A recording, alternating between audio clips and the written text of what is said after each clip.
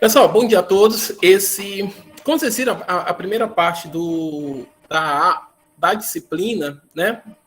Pessoal, vocês têm certeza que estão ouvindo bem? Porque esse barulho tá estranho para mim. Vocês falaram que tá esse... Não, tá tranquilo, professor. Para mim não tranquilo, tem nenhum barulho, não. Para mim também tá dando para ouvir de boas. Beleza, então. Tá? Vou superar aqui. O problema é comigo. Então tá. Vocês viram que praticamente a disciplina de vocês, ela é dividida naquela parte introdutória, né? Que a gente fala de biomassa, biocombustíveis, né? E depois a gente entra propriamente na questão dos resíduos e subprodutos, resíduos e ou subprodutos, coprodutos desses biocombustíveis. Beleza? E após isso, né, pelo menos a forma que eu entendi a divisão, a gente vai falar um pouco mais de legislação. Então, de fato, agora, nós vamos entrar na parte que trata sobre o tema principal da disciplina, né? Que, embora a disciplina a gente trata lá de resíduos de produção de biocombustível. Mas antes de entrarmos nesses resíduos específicos, que é o que trata a ementa de vocês, que é do bioetanol e do biodiesel, nós vamos falar um pouco dos resíduos total, em geral, tá? Que a gente vai falar de resíduos agroindustriais, a gente vai falar de resíduos urbanos.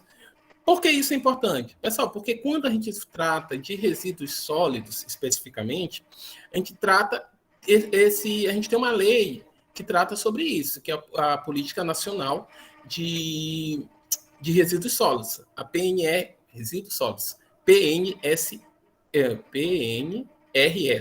certo? A gente vai ver essa lei, o número é 12.900 alguma coisa, eu não tenho certeza, mas eu vou mostrar um pouco dela daqui a pouco para vocês. Por que isso é importante? É porque a gente vê essa discussão, o debate de melhorias de procedimentos de produção, sobretudo de biocombustível, e vê na melhoria da eficiência dessas linhas de produção uma oportunidade para ter um custo menor, tá? Isso é fato. Tá? Mas isso também, pessoal, naturalmente tem que ter uma legislação que digamos assim, estimule para que esse desenvolvimento tecnológico ele seja viabilizado. Tá bom? Então, o que é que nós temos? Esses resíduos, agora a gente vai falar de resíduos agroindustriais, vamos falar de resíduos industriais, vamos falar de resíduos urbanos, tá bom? E agora a gente vai começar a falar um pouco sobre agroindustriais. Pessoal, esses resíduos agroindustriais, a gente vai ter aí basicamente 2 tipos. Claro que tem outras classificações, tá? Mas a gente vai ter os resíduos vegetais lenhosos e os não lenhosos. Esses resíduos lenhosos, pessoal, eles são muito provenientes de atividade de silvicultura, tá? Que é essa produção de inclusive de madeira, de florestamento, para várias aplicações, inclusive a geração de energia. Dentro da silvicultura, a gente tem uma área de estudo mais ampla. Eu quero não correr o risco de errar. É metodologias dentoenergéticas. Eu acho que o termo correto é esse. Me corrijam se alguém souber. Tá bom? Então, essas metodologias dentoenergéticas. Pessoal, eu tô vendo a palavra na minha cabeça, só que eu tenho um problema de dicção. Quando tem um monte de D e T junto, eu tenho dificuldade de falar, tá? Peço desculpas. Ok? Então, a gente vai ter esses lenhosos que já é notório, né? Que vai ter madeira e seus subprodutos, serragem, cavacos, cascas, folhas, enfim, uma infinidade de material. Além desses não lenhosos, pessoal, de cara, em geral, esses resíduos lenhosos, eles podem ser usados de forma direta, por combustão, tá? Aí a gente vai, mais na frente, vamos mostrar esse sistema de combustão que a gente vai ter com baixa pressão de vapor, com alta pressão de vapor, dependendo das características dessa biomassa que está sendo usada para essa geração de energia, tá? Além disso, aí voltando aqui aos não lenhosos, a gente vai ter resíduos agrícolas, a gente vai ter palha, casca, caule, dentre outros. Você pode falar, Kátia. Casca, caule e dentre outros, os quais podem possuir quantidades expressivas de açúcar, celulose e amido. Logo, a gente tem que perceber que quando a gente está falando, né, de desses materiais, a gente está muito associado já ao que a gente usa para os biocombustíveis, como biodiesel, o bioetanol. Tá? Então, basicamente, nós vamos ter esses dois tipos de resíduo agroindustrial, vegetais lenhosos e vegetais não lenhosos. Ah, professor, e lançamento de fuligem? Ah, e o efluente? É fato, isso são outros tipos de resíduos. Mas nesse caso aqui, a gente está falando dos resíduos agroindustriais, que são resíduos vegetais, tá? Esses resíduos estão dentro da conta, tá bom? Eles estão dentro da conta, eles existem, mas aqui, quando a gente pensa aí no que é aplicado hoje, é bom lembrar também, pessoal, que eu estou colocando aqui, muito do que é aplicado hoje. O que hoje já tem nas indústrias, nas usinas, e é efetivo. Claro que também vou apresentar para vocês questões que estão em estudos. E quando eu falo em estudo, necessariamente não quer dizer que ainda está em fase de experimental, mas não está tão avançado como algumas características. Por exemplo, a gente tem muita refinaria, biorefinaria, que hoje elas são praticamente autônomas em termos de questão energética. Às vezes até introduzem o excesso de energia elétrica na rede, tá? Mas, por outro lado, a gente tem também usinas que são piloto de produção de bioetanol, por exemplo, a partir de matéria celulósica. Beleza? É isso que eu quero falar, que quando eu vou colocar aqui as principais formas de utilização dessa biomassa em transformação de energia são coisas que elas são palpáveis, elas estão aí. Claro que sempre há necessidade de uma melhoria do desenvolvimento tecnológico, tá? Para que cada vez mais essa fonte de energia, ela seja mais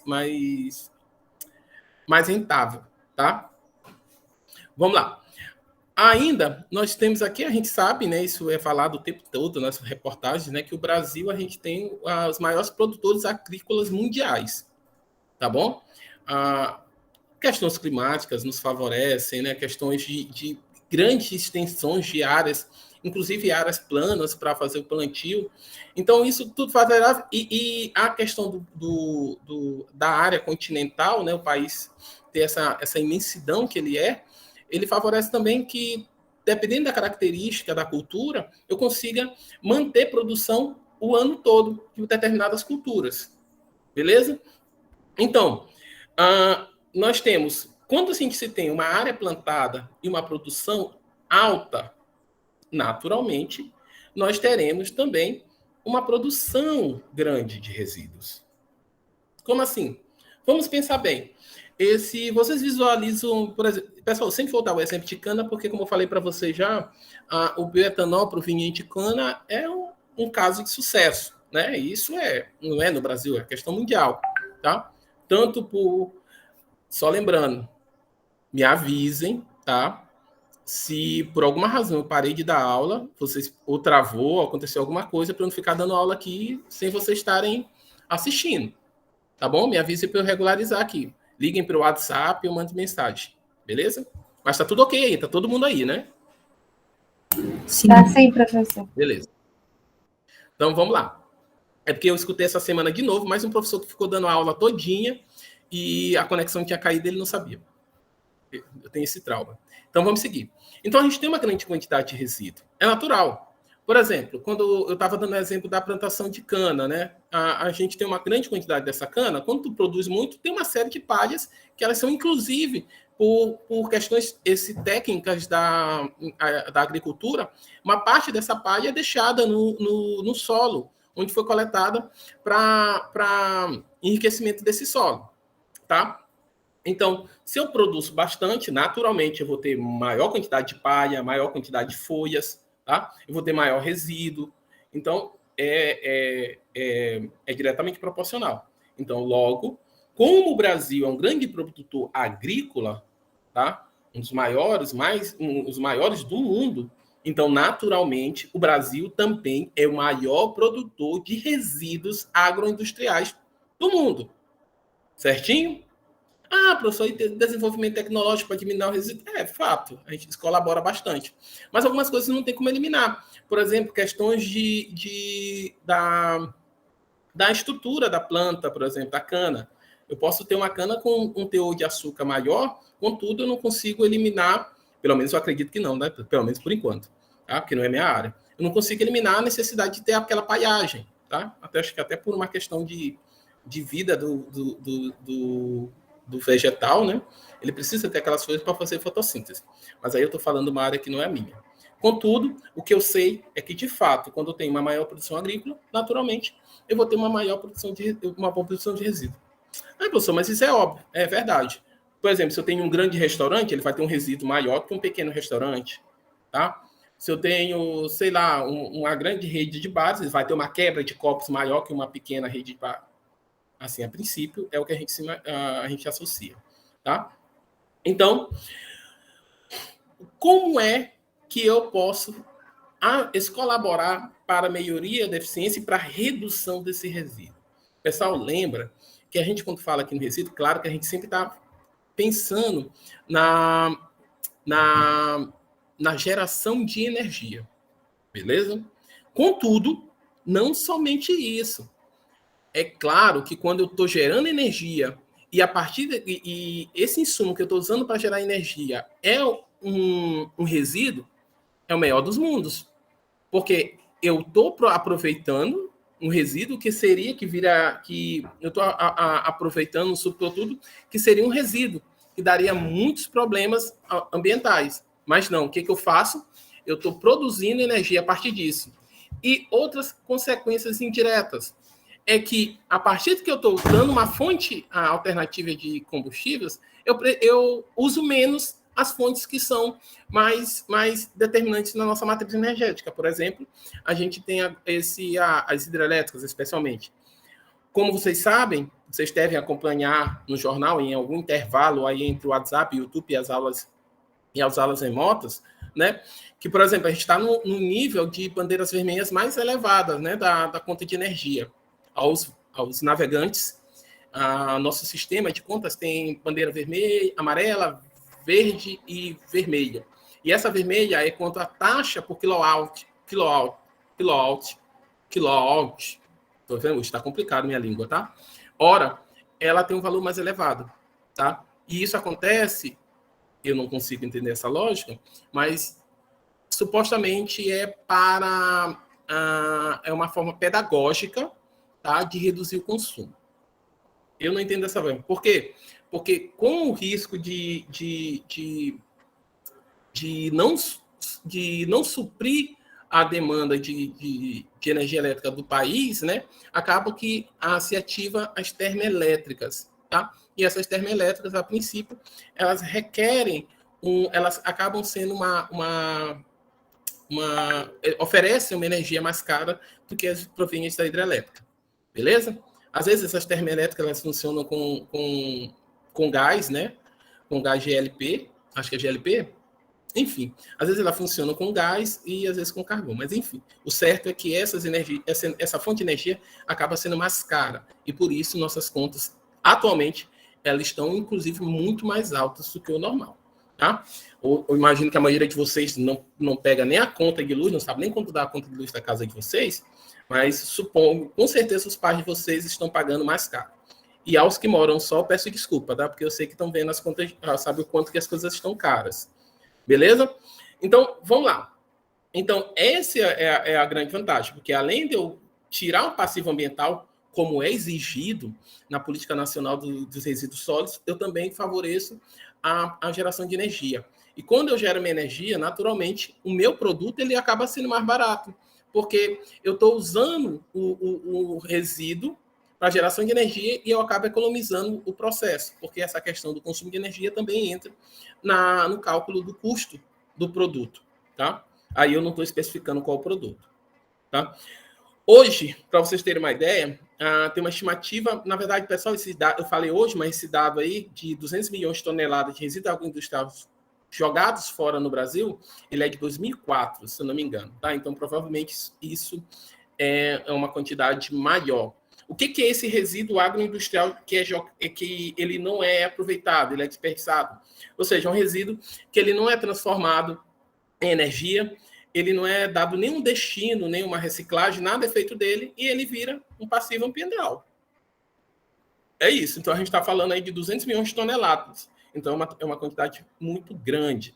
Então, sobretudo, só pelo prisma da quantidade, a gente já vê que é um desperdício. Mas quando nós temos tecnologias, né, possíveis, né, de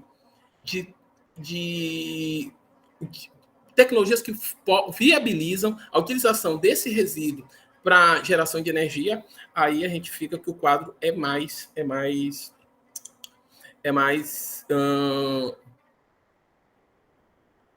observa-se que o quadro ainda é pior, tá?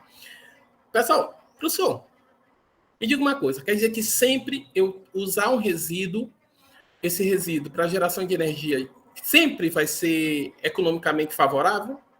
Não, tá? Mas, quando tu considera, depender, aí a gente tem que considerar vários fatores, tá, pessoal? Mas quando, em geral, quando tu associa isso à questão ambiental, à questão social, à geração de renda e outras questões, acaba que é um investimento que é válido, tá? Então, vamos seguindo. Alguma dúvida até aí? Tudo certo. Pessoal, aqui a gente tem alguns exemplos, né? Só as figuras mesmo, bem ilustrativas, né? De cana-de-açúcar, para quem nunca viu, tá? Aí a gente tem uma lagoa de estabilização, que pode ser utilizada para produção de biogás, dependendo de qual seja o resíduo que está caindo aí. Aí onde tem esse trator, pessoal, acreditem, é de farelo de cana, tá bom? Eu vi isso porque eu vi na indicação da foto, mas não dá para perceber, parece areia, onde tem um trator aí. Mas é farelo de cana. Eu tenho aí uma infinidade, casca de material serragem, tenho aí também os excrementos dos porcos. Tudo isso, todos esses resíduos, eles têm potencial para ser utilizado na geração de algum tipo de energia. Beleza? Só para ilustrar o que eu falei ainda há pouco. Ainda, quando a gente fala quando a gente fala sobre a questão da produção de. Pessoal, estou falando rápido, tô? Tá dando para entender, professor. Tá compreensível, porque quando eu começo a aula meio agoniado, como teve o problema do ar-condicionado, tá? Eu acabo atropelando. Para mim tá tudo ok. Tá tranquilo, né? Então vamos lá. Vou continuar aqui. Se alguém estiver achando que eu estou falando rápido e esteja ouvindo, por favor, me avise. Tá? Que eu reduzo a velocidade, pelo menos eu tento. Então, a gente tem aí essas duas tabelas. Pessoal, muito desses slides aqui, eu vou até apresentar para vocês, eu não lembro o nome do professor, de uma aula que eu vi do professor, mas eu vou colocar nas referências no final dessa parte da disciplina, tá? Aí eu tenho aqui, ó, as tabelas da produção, tá, agrícola e da produção de resíduo mundial. Aí a gente está a unidade mega toneladas, né? Então a gente tem aqui, ó, os principais, a maior quantidade de matéria-prima de produção, a gente tem de cana, tá? Cana, milho e soja. E isso, ele se estende para o Brasil. Mas vamos nos concentrar aqui, por enquanto, aqui na avaliação do mundo. Então, tem aqui, ó, em termos de produção, onde eu vou ter uma maior produção, naturalmente, eu vou ter também, pessoal, eu vou ter que atender uma ligação. Peço desculpa aqui para vocês, tá bom? É que meu bebê tá doente. Tá?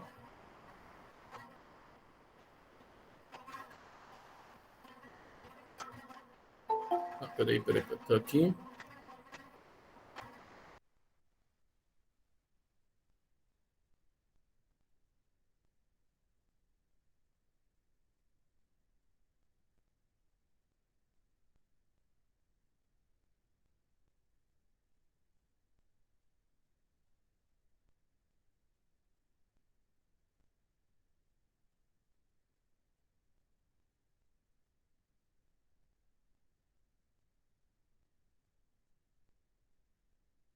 Vamos lá.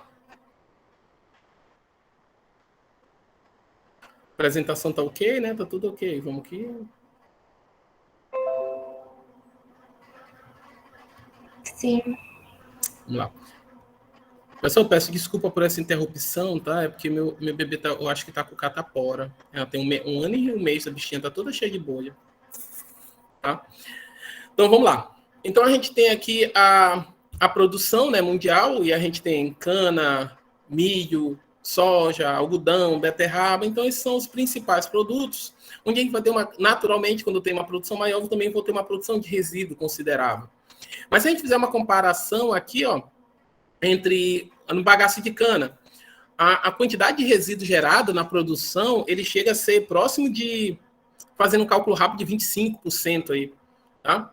Então, no caso do milho, tá? Pessoal, não sei se tem algum erro, né? Mas quando a gente vai ver a produção de milho, ó, a quantidade de resíduo, ela que aparece até maior do que a própria questão do produto, mesmo fale para soja, né? E faz sentido, tá? Por exemplo, a gente vai extrair o óleo, né, que é o principal produto desse negócio, e sobra o resíduo. Só que a gente tem que lembrar, pessoal, que no caso da soja, tá? Esse resíduo, né, ele pode ser utilizado para a finalidade dele, que é a questão de produção de ração animal. Beleza? Isso no mundo. Mas o quadro do Brasil não é diferente do mundo também, não. A gente vai ter uma grande produção de cana, tá? Uma maior produção de cana, produção de milho e produção de soja. São os principais áreas de produção e, naturalmente, os principais produtores de resíduo. É engraçado, né? E quando a gente olha, né, a gente fala muito em produção, mas o que é alimento, né, não é o que toma mais espaço e o que são a maior produção. Acaba que a maior produção agrícola do planeta, né, elas são voltadas à alimentação animal. Tá? O Brasil tem mais ou menos a mesma matriz de produção agrícola e produção de resíduo agroindustrial, certo? Claro que a produção ela vai ser maior ou menor, dependendo de qual seja a matriz de agroindustrial daquele país. Por exemplo, quando a gente observa aqui, a gente tem uma produção de cana, quando a gente vê aqui a produção de cana do Brasil, parece ser em torno de 25% a 30% do planeta, né? Um único país. Então, é uma produção muito alta, tá? Por outro lado, quando a gente já vai a produção do mundo, a nossa produção já não é tão grande desse grão.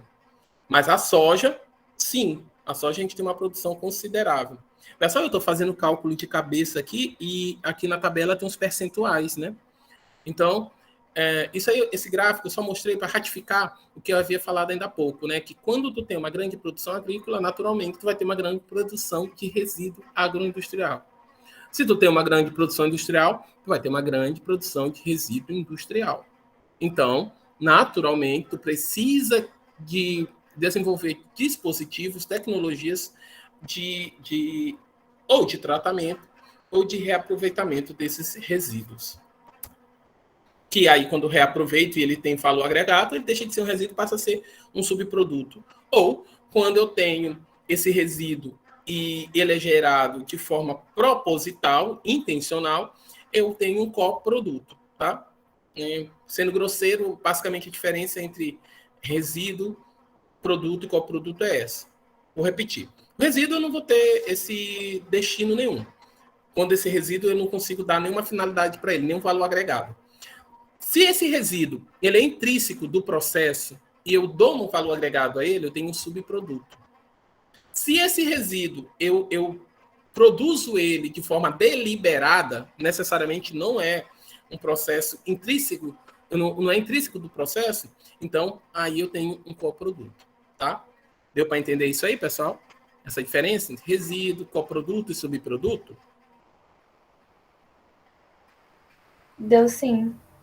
Vamos lá. Então a gente tem aí, como foi falado, os principais produtos agrícolas no mundo e no Brasil, tá? Não muda, né? Acaba sendo cana-de-açúcar, soja e milho. Não estranhamente, essas matérias-primas estão ambas associadas à produção de energia e à produção de ração animal. Beleza? No caso da cana, mais para energia. Então, a gente tem aí a geração desses resíduos, que como eles são os principais produtos agrícolas do planeta, eles também vão ser as principais atividades agrícolas do planeta na geração de resíduos. Contudo, pessoal, além dessas que são as referências mundiais, eu acho que tem um detalhe que eu esqueci de comentar, tá? A diferença entre essas duas matrizes. Por exemplo, o que eu tenho aqui na matriz mundial, aqui o que representa uma grande quantidade seria aqui o algodão, beterraba, né? Mandioca, tudo bem. Isso eu ainda tem aqui no mundo. Mas quando eu vou para a matriz do Brasil, a gente tem algumas peculiaridades. O café, tá? E tem a mamona, beleza? Por que eu estou falando disso? Porque no Brasil, dada essa característica que eu falei de sua imensidão, eu tenho peculiaridades. Por exemplo, no sul, eu posso ter a produção de pião manso como uma matéria-prima para a produção de biodiesel. No Nordeste, em algumas regiões mais semiáridas, eu posso usar a mamona. Então, qual é a questão aí? Pô, professor, mamona, a gente tem um ricino, tem uma dificuldade tecnológica muito grande de produção de biodiesel com essa matriz. Contudo, esse pode ser uma solução regional para aquele local, tá?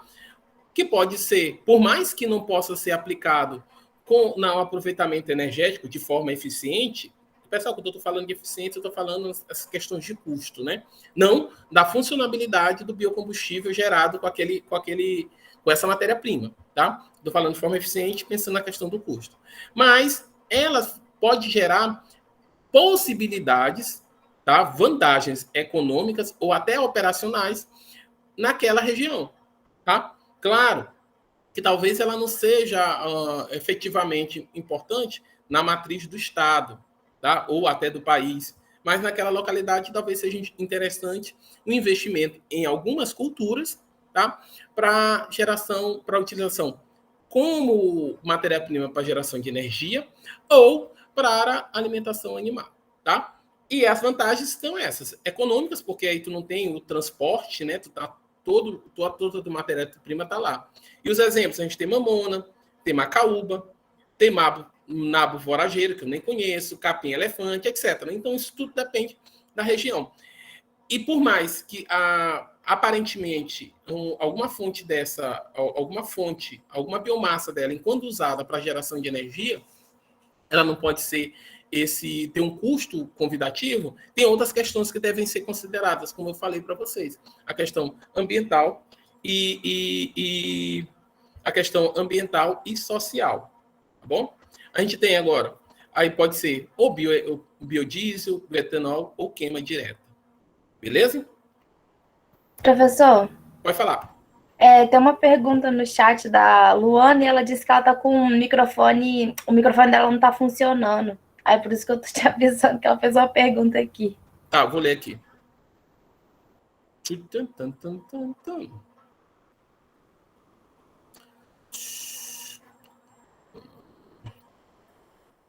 Nas biorefinarias, no caso, a produção final em cima dos resíduos agroindustriais é de subproduto e não de produto? Em cima dos resíduos agroindustriais. Não, o que acontece, Luana? Eu vou ver se eu entendi a pergunta. Esse nas refinarias, tá? Aí, sobretudo quando a gente está falando do bioetanol, a quantidade de resíduo, hoje é muito reduzida. Para vocês terem uma ideia, como eu acho que eu comentei em algum momento, muitas dessas refinarias, dessas biorefinarias, sobretudo de bioetanol, elas são autossustentáveis em termos energéticos, tá? Inclusive, tem até eles até disponibilizam o excesso de energia para abastecimento, tá? Então, hoje, nessas biorefinarias, né, sobretudo de bioetanol, praticamente não se tem os resíduos, praticamente tudo vira subproduto.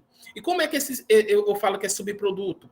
Porque eles são aplicados valor agregado na forma de energia, tá? É o que eles chamam de sistemas de cogeração. A maioria das refinarias tem esse sistema de cogeração. Até porque, pessoal, eu vou falar agora do caso que eu conheço, das refinarias de São Paulo, tá? Então, essas grandes áreas, né, elas têm as grandes áreas de plantação e as refinarias estão lá, para dentro não sei se eu posso chamar de fazenda, eu acho que sim, né? Da propriedade rural. Elas estão lá. Então, inclusive, quando tu consegue dar uma solução para aquele resíduo ali, já facilita, porque tu não precisa ter um custo com a destinação desse resíduo. E aí tem um ganho esse duplo, né? Porque além de tu não gastar com a destinação desse resíduo, tu economiza no consumo de energia e ainda consegue vender energia para a rede, tá? Eu respondi a tua pergunta, Luana? Então, hoje lá, tá? A questão do subproduto, ele acaba, se a gente dá um valor agregado, por exemplo, a paia de cana, a paia da cana. Pessoal, a gente pensa uma refinaria, quando a gente fala em Moindra, tá? A gente pensa... Eu sei que em algumas regiões eu acho que não é muito comum ter caldo de cana, né? Mas pense naquela moendra mais eficiente e sobra aquela coisa da cana, tá? Então, aquilo, dependendo das características de como a gente tem esse bagaço, ele pode ser usado ou na combustão direta, tá? Dependendo do nível de desenvolvimento da unidade, dessa refinaria, dessa biorefinaria, ela pode ser utilizada, inclusive, para a obtenção de bioetanol de segunda geração. Tá bom? Respondido? Beleza.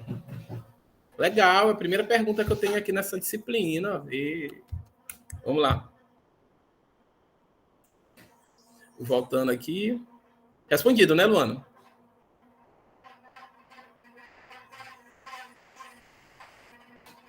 Se não tiver respondido, pode insistir, que eu explico aqui até dar certo.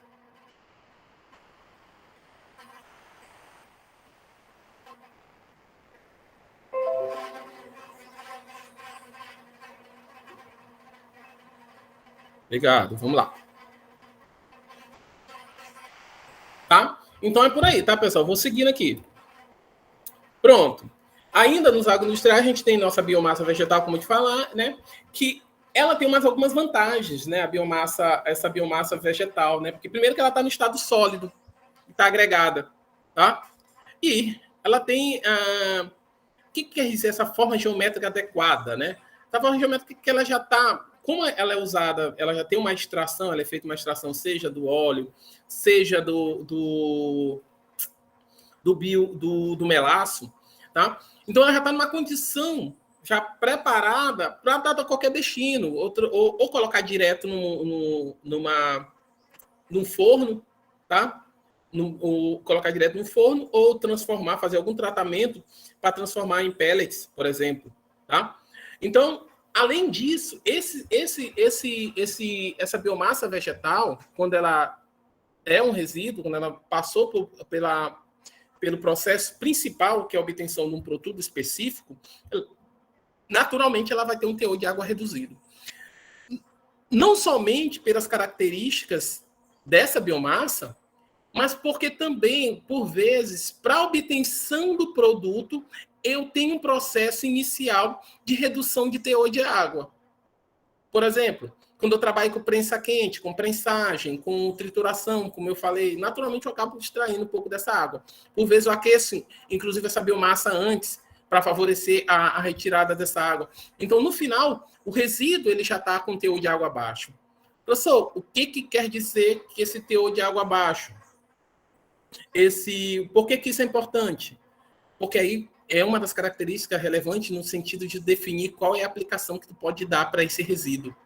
Tá? Se eu tenho um resíduo que tem conteúdo de água menor que 50%, tu pode, inclusive, usar ele numa combustão direta. Beleza? Professor, então é porque a água vai apagar o... Não, pelo amor de Deus, não é isso não. Tá? A questão do teor de água excessiva é porque tu vai ter uma dificuldade, né, de queima natural. É como tu pegar uma palha seca. Essa frase vai ficar esquisita. Eu ia falar uma palha seca molhada, né? Mas não, vou falar melhor. Uma palha seca úmida, tá? Em tu tentar queimá-la e uma palha seca. sem estar com umidade alguma, naturalmente ela vai queimar mais fácil. Beleza? Então, na maior parte dos casos, por razões técnicas, né, se define o uso direto, energético direto. O que quer dizer uso direto? É isso, fonte primária de energia. Eu colocar direto no sistema de combustão para obter a vapor, por exemplo. Agora, dependendo da característica do meu material, da minha biomassa, eu vou ter uma pressão de vapor que vai ser baixa, média ou alta. E o que isso é importante? Dependendo da pressão de vapor que eu posso obter a partir dessa matéria-prima, eu tenho um leque maior de possibilidades, uma capacidade maior de geração de energia, tá? Eu posso usar essa energia, esse vapor, simplesmente para geração de energia térmica, para aquecimento de alguma coisa, né? Por exemplo, na caldeira, ou eu posso usar como uma fonte mais complexa, em que a partir dessa pressão de vapor alta, eu consiga gerar energia elétrica. Certinho? Então, pronto. Por meio... Obrigado. É porque desligaram aqui o barulho, que se eu estiver gritando também, pessoal, me avisem, tá? Então, por meio de sua queima direta. Então, quando a gente tem essas características todas, baixa umidade e tudo mais, às vezes, por uma questão técnica, é mais prático tu usar energia direta. Tá? Resíduo agrícola. Tá? Aí a gente vai ter aqui a gente vai ter basicamente constituição por palhas, tá? Palhas, folhas e caules, que apresentam um poder calorífero médio aí de 15 a 7 megajoules por quilo de matéria seca. Pessoal, aí, pô, professor, mas você só está falando da cana. Aí o senhor falou também que seria parecido quando a gente vai tomar um caldo de cana. Aí depende da região, tá, pessoal? Não sei se... Não tenho certeza se tem caldo de cana em toda a região do Brasil. Não sei se no sul tem, enfim. Mas eu sei que esse aqui, Nordeste e Sudeste, tem. Tá? Então, o que acontece? Vai tomar um caldo de cana, o senhor falou só na parte que fica depois que passa na moendra, né? Mas não, pessoal, não aproveita só aquilo. Inclusive, como a gente sabe, né, a cana, né, ele tem aquelas folhas, né? Assim, aquelas palhas, né? Então, inclusive, a gente aproveita essas palhas. Ah, professor, mas, por exemplo, eu sou engenheiro agrônomo e eu estudei que é importante deixar as palhas na área de coleta para melhoria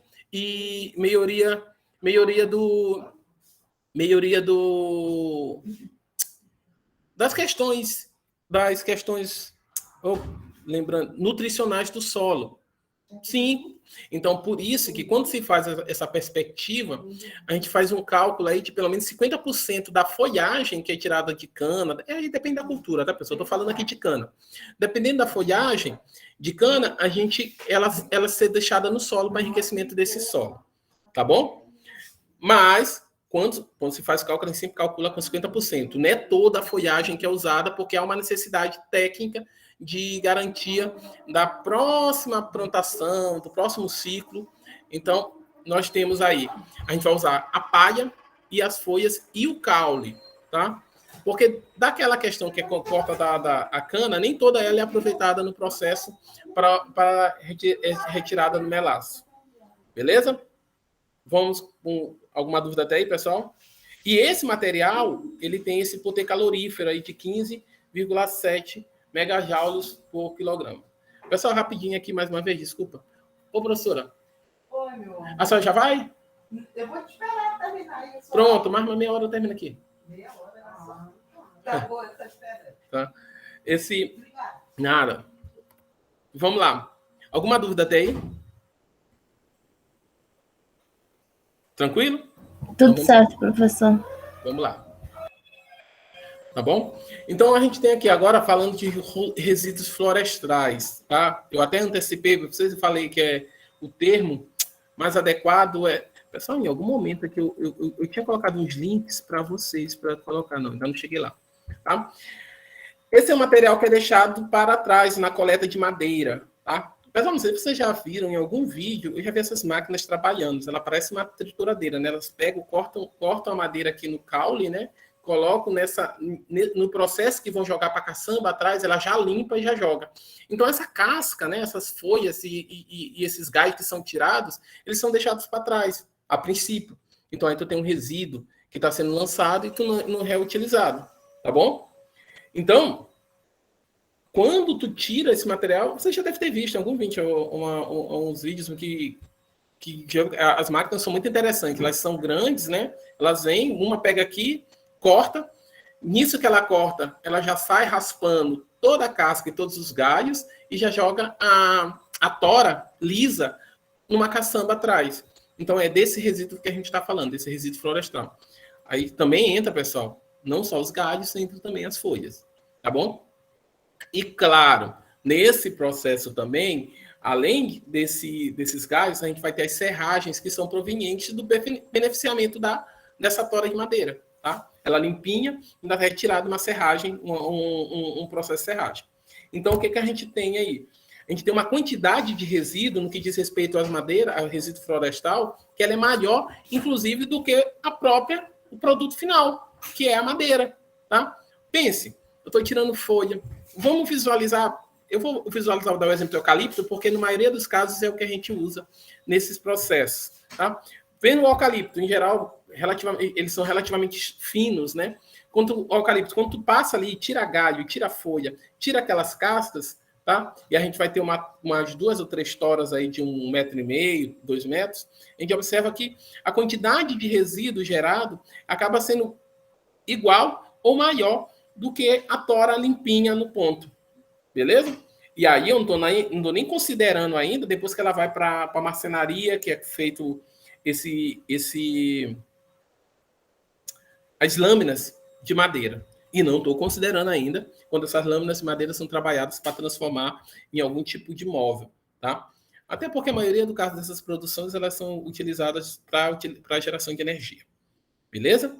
Então, nós sempre, pessoal, quando a gente fala da questão de produção, de geração de energia com biomassa, a gente sempre vai estar falando de poder calorífero. Inclusive, vai ter diferentes tipos de poder calorífero, tá? Tem as tabelas estabelecidas aí, tá? Então, a gente tem que ter uma perspectiva de quanto de energia que vai ser gerada quando esse material sofrer uma combustão, tá? Então, a partir daí, a gente tem esse poder calorífero médio. Tá? Claro que dependendo das características do material, umidade e características específicas, tá? Esse valor pode ser menor ou maior. Beleza? Então, esse valor médio, né, de poder calorífero, aí a gente vai ter desses resíduos, né, florestais de 13,8 megajoule por quilo de resíduo. Comparando aqui, ó, tá? Ó, a gente tem aqui as folhas, né? Elas vão ter até uma quantidade maior, tá bom? Mas isso esses valores são... A gente tem um erro aí considerável que eles são uma estimativa, tá bom? Lembrando sempre, né, que aí tem a observação, a não utilização de tais resíduos representa um desperdício significativo de energia, vistas as poucas aplicações desses materiais. É aquilo que eu falei para vocês, tá? Além da questão de tu gerar energia e reduzir o custo do teu produto, tu também está eliminando o passivo ambiental, tá bom? Nesse caso específico, a única finalidade que ele vai ter vai ser de recomposição de nutrientes do solo por decomposição. Mas, dependendo da quantidade, acaba sendo excessivo e desnecessário. Então, é importante, sim, dar algum destino para esses resíduos. Eu estou falando agora dos resíduos florestais. Só lembrando, a gente já falou de resíduos agroindustriais e resíduos florestais. Tá bom? Sempre esses resíduos florestais estão associados à silvicultura, tá? E no campo maior, pessoal, eu vou tentar falar mais uma vez, metodologias dendoenergéticas, que são essas produções de energia a partir dessa biomassa florestal. Tá? Agora a gente vai entrar nos resíduos urbanos, tá? Pessoal, resíduos sólidos urbanos, ou RSU, como preferirem, tá? Pô, professor, a gente está falando aqui de geração de energia, isso vem agora com resíduo urbano. O que tem a ver? Eu entrei nessa disciplina para saber sobre resíduo de bioóleo. Desculpa, de bioetanol, de biodiesel.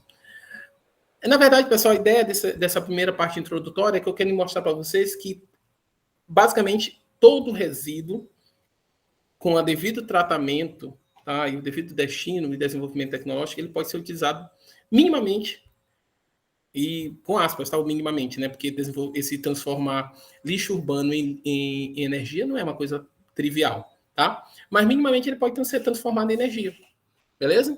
E a gente tem aqui os exemplos desses resíduos sólidos urbanos, a gente tem, são os resíduos domiciliares e comerciais, tá? O que vai mudar?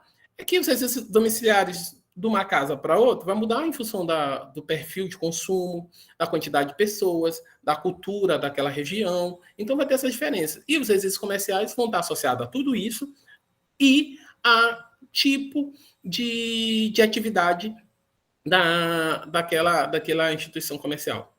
Beleza? Então a gente vai ter esses resíduos comerciais, resto de comida, esgoto e materiais orgânicos em geral. Só que quando a gente está falando aqui isso aqui a gente está falando de resíduos sólidos urbanos. Mas quando a gente está falando para geração de energia, a gente não está pensando na questão do esgoto, naturalmente. Tá? Então eu tenho aqui também, pessoal, eu pequei, né? A gente pode usar esse esgoto aí, dependendo das características dele, para geração de biogás, desculpa. Então entra todo aí na conta.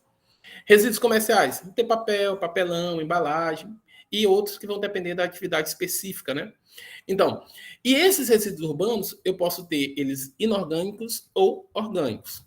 Fazendo uma avaliação, fazendo um termo bem genérico, como as pessoas costumam chamar, eu vou ter esse lixo sólido seco e eu vou ter esse lixo sólido orgânico.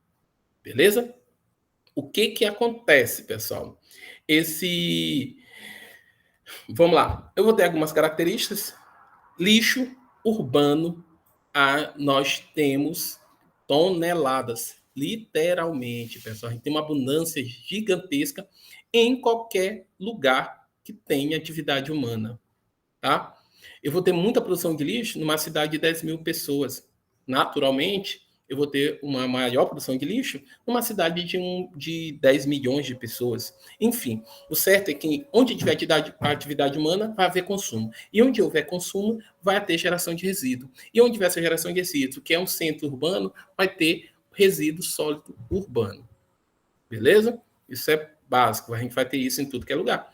Infelizmente, a gente pode ver que por mais que algumas cidades sejam pequenas, a gente sempre vai, quando ela não tem um sistema integrado de gestão de resíduo urbano, a gente pode ainda, infelizmente, ver alguns lixões espalhados em algumas estradas do país afora. Tá bom? Então, esse lixo urbano é um problema ambiental e de saúde pública, tá bom? É um problema ambiental e de saúde pública. A gente vai mostrar algumas questões para ratificar isso que eu estou dizendo agora, tá? O que pode gerar isso ser um problema ambiental? Primeiro, o destino inadequado. Tá? Quando eu lanço um resíduo urbano em um lixão, é um destino inadequado. Tá? Quando eu gero um lixão, eu vou gerar um nicho, infelizmente, eu vou gerar um nicho de subsistência de maior depreciação do ser humano, que muitas das pessoas acabam encontrando ali, né? Eu não queria usar a palavra oportunidade, encontrando ali uma possibilidade de sobrevivência, tá? Eu vou mostrar alguns elementos para mais ou menos ratificar isso que eu estou falando.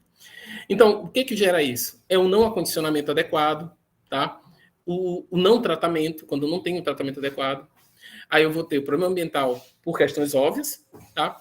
Vou ter problema de disseminação de pragas e doenças, tá? Como são sabidos. Vou ter o risco de contaminação de lençóis freáticos, tá? Então, o lixo urbano, quando ele não tem a destinação adequada, eu vou gerar uma série de problemas que vão afetar todos, independente das suas classes sociais ou da localidade onde mora. Beleza? Por mais que se tenha a impressão que as coisas não vão alcançar quem tem uma qualidade de vida melhor, tá? Mas afeta a todos, tá? Há sempre um aumento significativo desse lixo gerado. Aí a gente está fazendo uma avaliação bem superficial, tá, pessoal? Mas é só perceber o que a gente faz, o que acontece no dia a dia no desenvolvimento da qualidade de vida das pessoas. Aumenta a sua capacidade de consumo, de cara. A pessoa passa a consumir mais quando tem uma condição econômica melhor. Tá?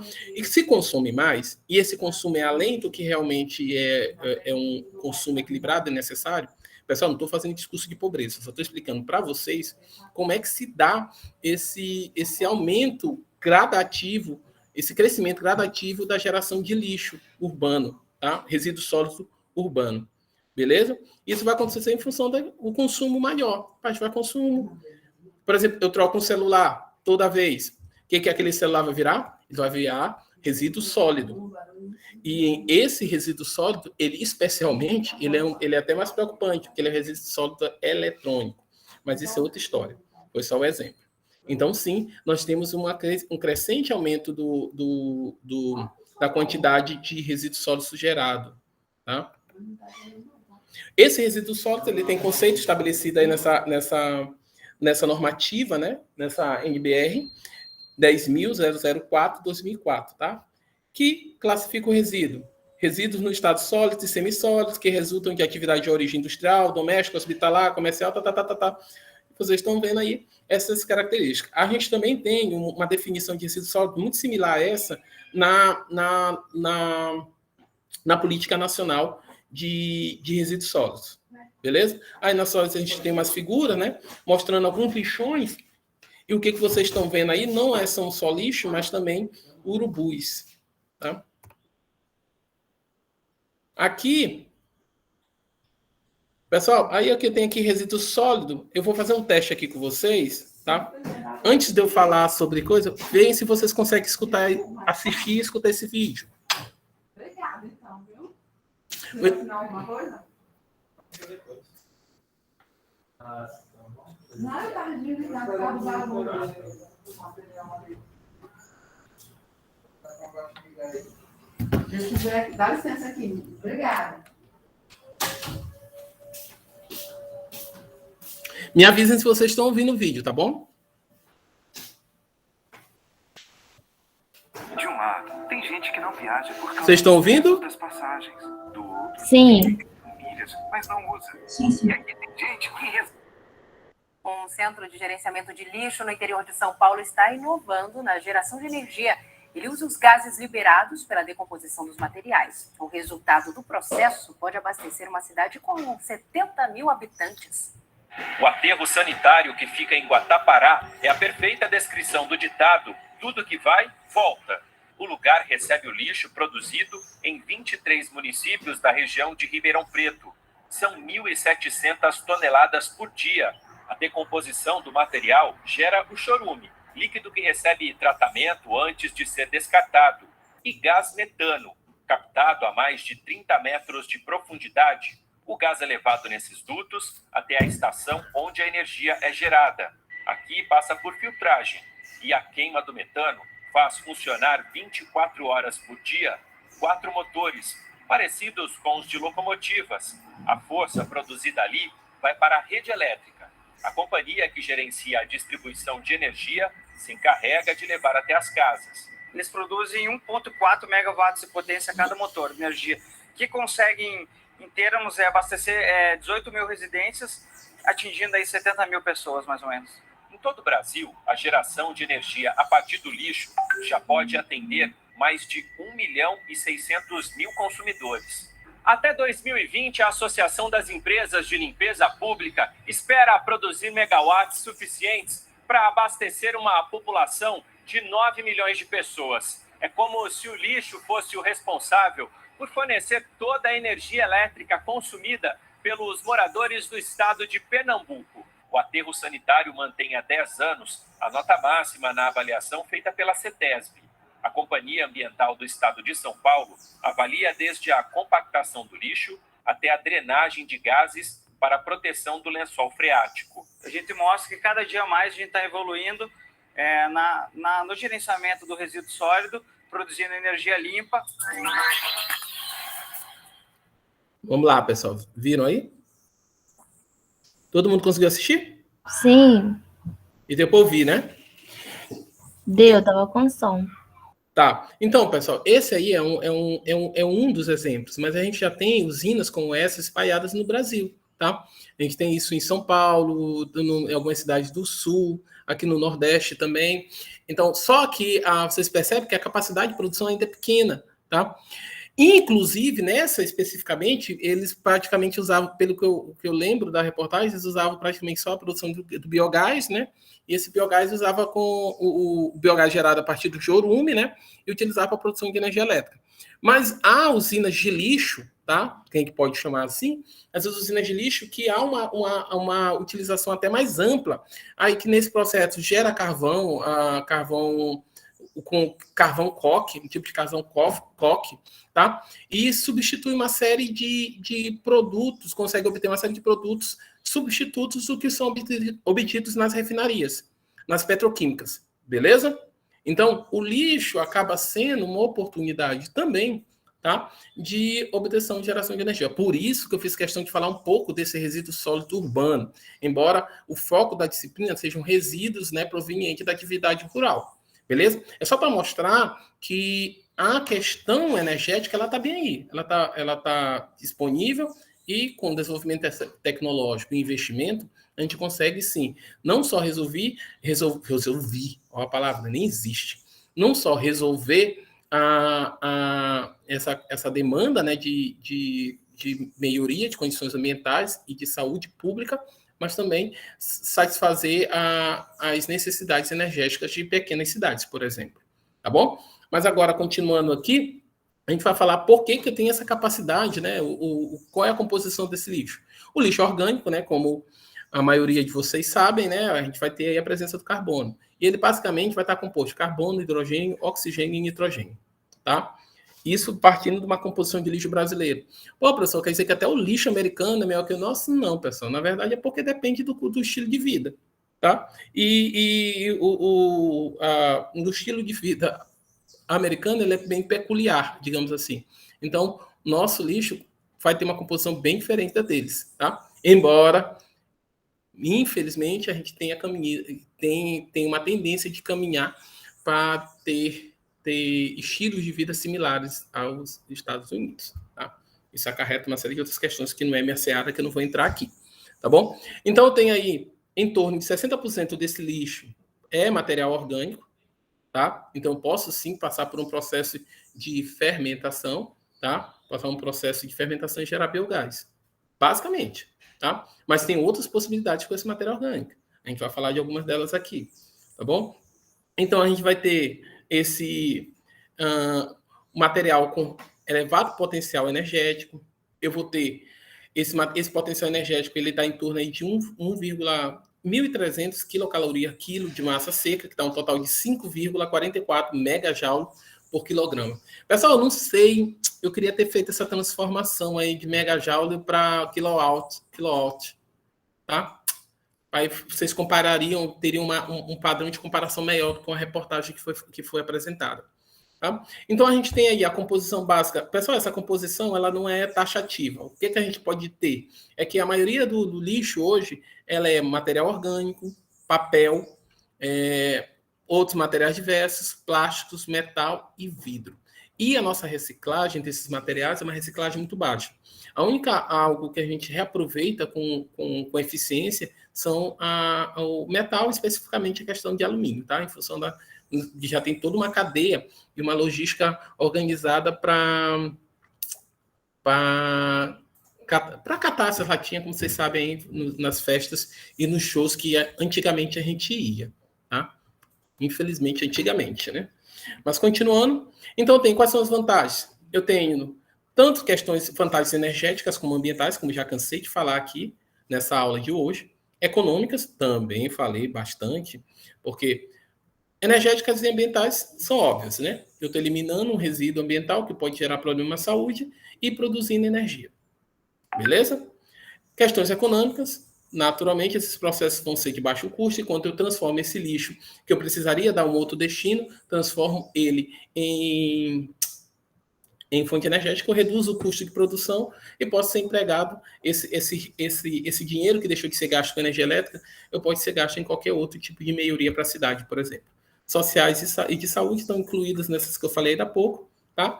E interessante que também, que com esse desenvolvimento tecnológico, eu posso oportunizar algumas fontes de renda, inclusive fontes de renda com valores mais elevados, até porque requer uma mão de obra mais qualificada para essa atividade de geração de energia por sólido. Inclusive, pessoal, no processo para geração de lixo, a gente não descarta, né, claro, também a etapa de classificação. E essa parte de classificação continua sendo, inclusive, aproveitando essas pessoas que um dia já viveram em função dos chamados lixões. Tá? E isso gera emprego nas questões regionais e locais. Vamos lá. Eu entro nessa questão da legislação. E aqui, pessoal, estou vendo se eu sigo. Pessoal, alguma dúvida até aqui? Sem dúvidas. Tranquilo? Pessoal, tá bom? Pessoal, então, hoje eu só queria começar esse tópico, tá? Eu sei que toda vez eu vou até colocar aqui. Como eu falei para você, eu vou parar a gravação aqui rapidinho.